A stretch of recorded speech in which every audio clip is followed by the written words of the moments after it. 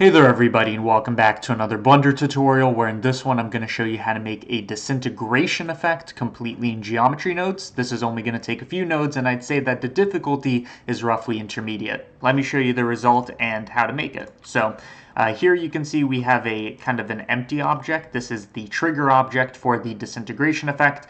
It works in any direction and it works with any object, and you can see it's kind of turning into this particulate. Then the amount of nodes isn't that much. So let me show you how to make this thing. We start off going in full screen and starting off with the source object. This is the thing you want to disintegrate. It can be Suzanne, it can be any mesh. The important thing is we are going to need a high number of faces because the particles that you saw were actually individual faces. So I'm just going to hit Control 2 to add a subdivision surface modifier of level 2. If we look at, and we can apply this, if we look at the edit mode of this, it has a lot more faces going on. Okay? Once you have that set up, we can actually begin. So with our object, we are going to start with our source geometry. And what I want to do is I want to have the faces kind of explode outwards, first of all. To do that, I'm going to set position to change the position of these faces by the normal, which kind of creates a blobular effect. It expands it outwards. So what's happening is each face has a normal vector, and we're sending it that way. To actually have each face be individually sent over and not turn into this blob thing, we need to split the edges so that each face is its own entity.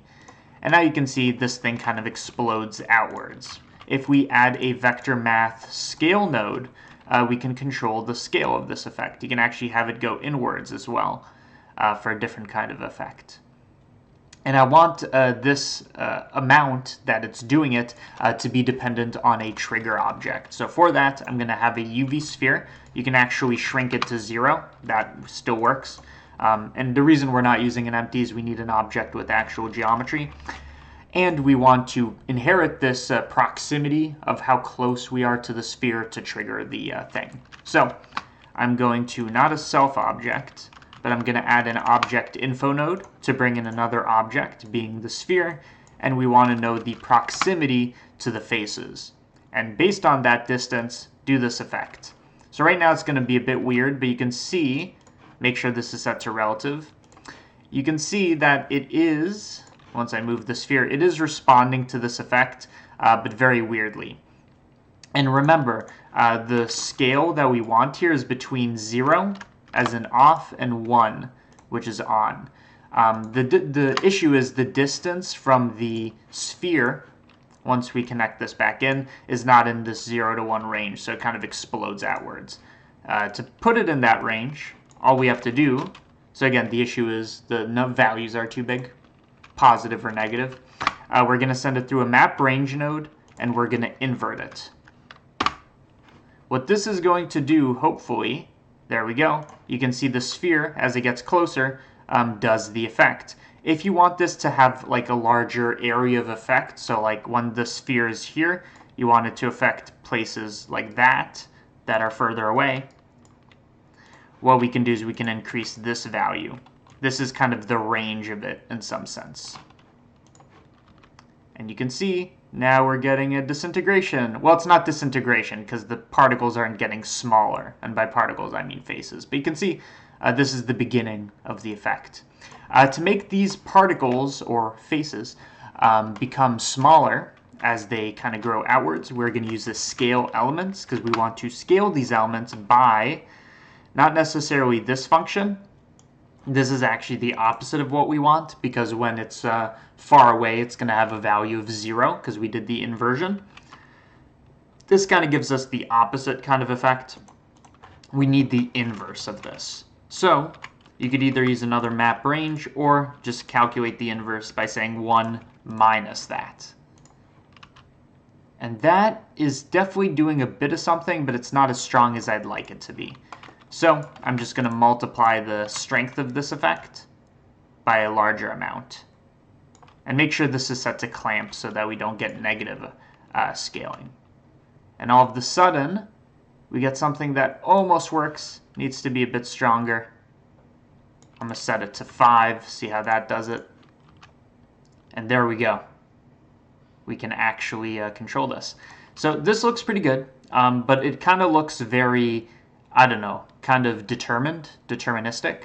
I want to add a bit of randomness to this. So instead of sending this to the normal, what we can do is we can add a bit of randomness. So this is the offset direction, remember. I'm going to use a random vector between -1 and 1, so it can go in any direction. And just like before, we need to scale this. So I'm using the scale function by this map range. So this is going to be subtle, but it's going to be a bit more random, if you can kind of tell the difference. We can make this a bit more powerful, or more visibly powerful. We still need this to be in the 0 to 1 range, but what I can do is using an RGB curves, or a power function. I want it to be one of these directions. If you pick the wrong one, it's going to kind of create this kind of effect we don't want. So maybe it's this way. We could also try adding a power function. I think that's going to work better. So set this to power. And it still has a bit too much of a radius, or the radius isn't big enough, so I'm increasing the radius of effect. And there we go. Now we have something that looks a bit more random, that actually gets rid of the particles. Look at that. And you can also have this rematerialize. So there you go. That is the node setup. If you want to get access to this blend file without making it yourself, it's going to be available in the Patreon in the description. And if you want to support the tutorials I make here, the best way to do... Wow, I choked right there. The best way to do that is via Patreon. That is the main financial backbone of these channels, CG Matter and Default Cube. So any amount is greatly appreciated, or none. You could just watch these videos. I appreciate every single one of the patrons. There's like 600 of you. You guys are awesome. And yeah, thank you for watching.